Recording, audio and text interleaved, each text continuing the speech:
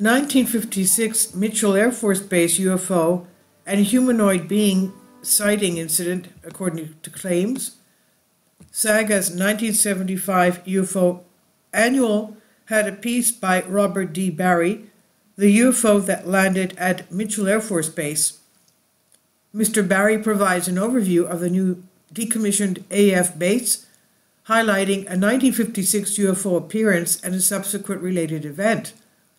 Guy Delannoy, a native of France who joined the U.S. Air Force working with automatic data processing at the base, in the winter of 1956 at about 11:30 p.m. after a work shift, Delannoy and the buddy were heading to a dinner just off the base when they spotted perhaps a dozen small globes, saucer-shaped objects moving in a circular pattern above the field. They ran to the office building, alerting their comrades, and the entire crew of 15 men came out to watch the silent, non-blinking lights. They called base operations office and found that the objects were being tracked on radar.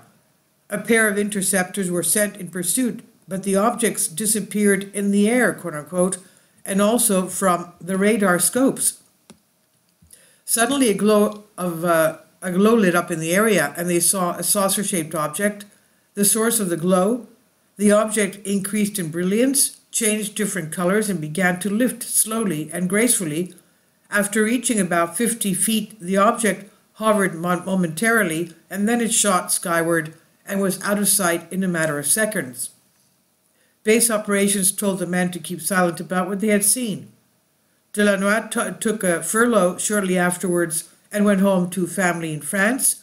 It was May 1956. While riding his motorcycle home from his grandfather's house at 11 p.m. in Auxerre, central France, he came upon, quote, the outline of something dark and very large, perhaps 2 or 3 stories high, end quote. His lights caught a man standing at the edge of the road, the man wearing a tight suit, such as a skin diver suit, gray silverish in color. The being, quote unquote, was approximately 6 feet tall, was slim, had 2 eyes, a nose, a mouth, much the same as anyone on Earth, he said.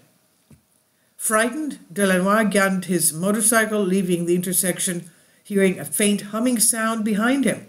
And when he looked back, he saw the outline of something big. It was a huge ship, at least 75 feet in diameter. It was glowing. It changed color much like the craft seen at Mitchel Air Force Base. The craft was oval, he said, had what appeared to be portholes or windows on the upper part of the ship. Delannoy saw that what he thought was some type of an activity inside the ship and felt the UFO had a crew. As the craft shot away, it increased in brilliance, and the portholes disappeared. Again, we do not hear or read much, if anything, nowadays about humanoid appearances with landed UFOs or anything about landed UFOs either. The alleged account, recounted above, took place at the edge of the flying saucer creatures encounters that engulfed France and much of Europe in the early to mid-1950s. Delannoy provided a list of men who saw the lights at Mitchel Air Force Base, but writer Barry does not tell readers if Delannoy gave the name of his pal who apparently saw with him the UFO in the hangar. And the French incident could be said to be hallucinatory, but who really knows?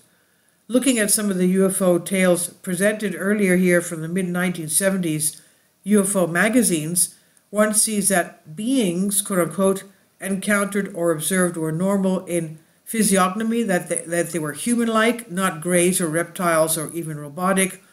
Are the stories fictional?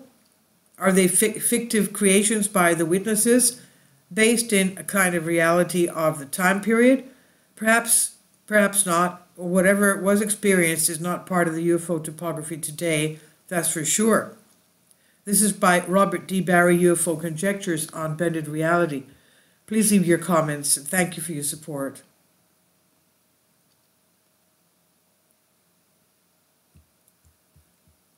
Support my Patreon account. The daily posts are 5 videos daily, and they are totally different from what I have on my YouTube channel.